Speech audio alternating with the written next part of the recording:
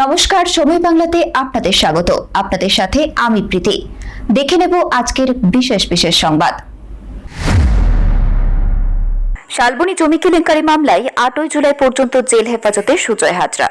শালবনী জমি কেলেঙ্কারি মামলায় মেদিনীপুরের প্রাক্তন বিধায়ক তথা তৃণমূল কংগ্রেসের প্রাক্তন জেলা সভাপতি সুজয় হাজরাকে আগামী 8 জুলাই পর্যন্ত জেল হেফাজতের নির্দেশ দিল মেদিনীপুর আদালত। বুধবার তাকে আদালতে পেশ করা হলে বিচারক এই নির্দেশ দেন।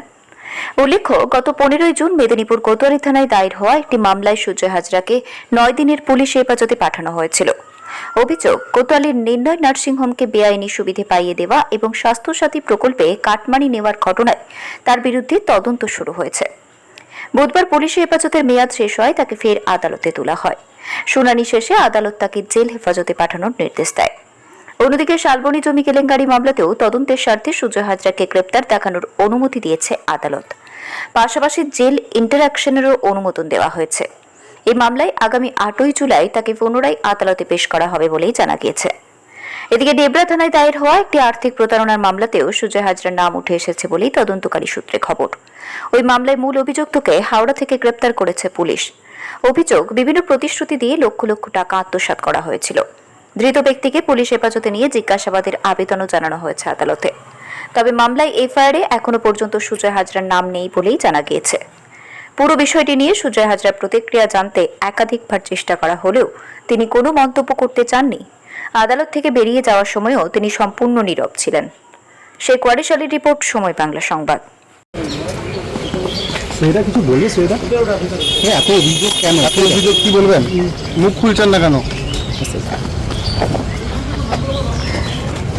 সেটা অভিযোগ কি মিথ্যা? সেটা এত অভিযোগ কেন? সেটা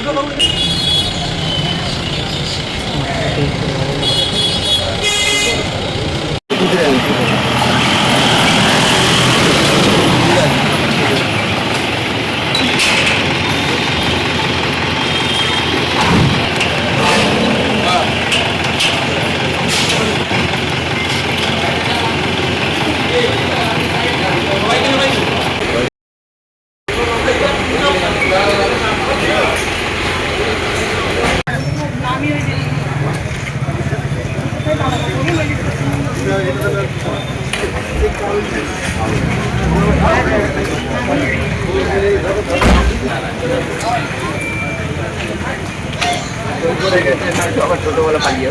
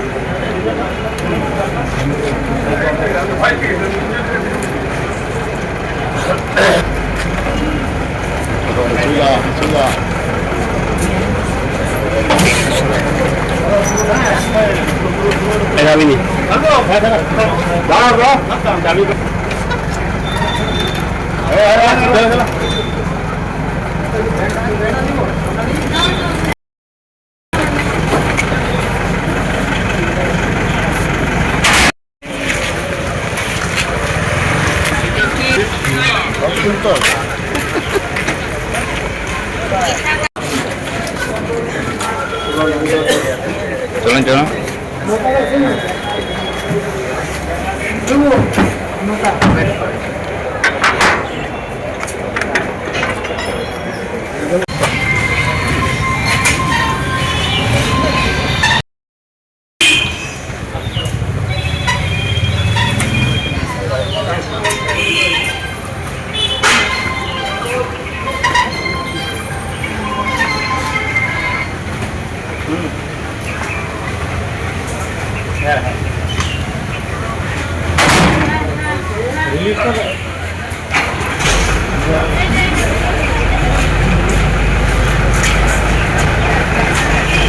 সুজয় হাজরাকে কোতোয়ালি থানার নির্ণয় নার্সিংহোম সংক্রান্ত যে মামলাটা ছিল সেই মামলাতে আজকে পিসি পিরিয়ড শেষ হয়ে প্রোডাকশন ছিল। সেই কেসে কোর্ট 14 দিনের জুডিশিয়াল কাস্টডির অর্ডার দিয়েছেন। আর অন্যদিকে সুজয় হাজারের বিরুদ্ধে ডেবরা পিএসএ একটা কেস হয়েছে। সেই কেসে তার বিরুদ্ধে যেটা অভিযোগ লাখ লাখ টাকা নিয়েছিল, সেই কেসে আর একজন প্রাইম অ্যাকিউজড সে আজকে অ্যারেস্ট হয়ে এসেছিল। সেই যে প্রাইম অ্যাকিউজড অ্যারেস্ট হয়ে এসেছিল হাওড়া থেকে, তার পিসি অ্যালাউ হয়েছে মঙ্গল বুধবার করে তার ডেট হয়েছে প্রোডাকশনে। ওই কেসেও সুজয় হাজারা যেহেতু এফআইআর নেন, তার সোন অ্যারেস্ট এবং জেল ইন্টারোগেশনের ফেয়ার অ্যালাউ হয়েছে।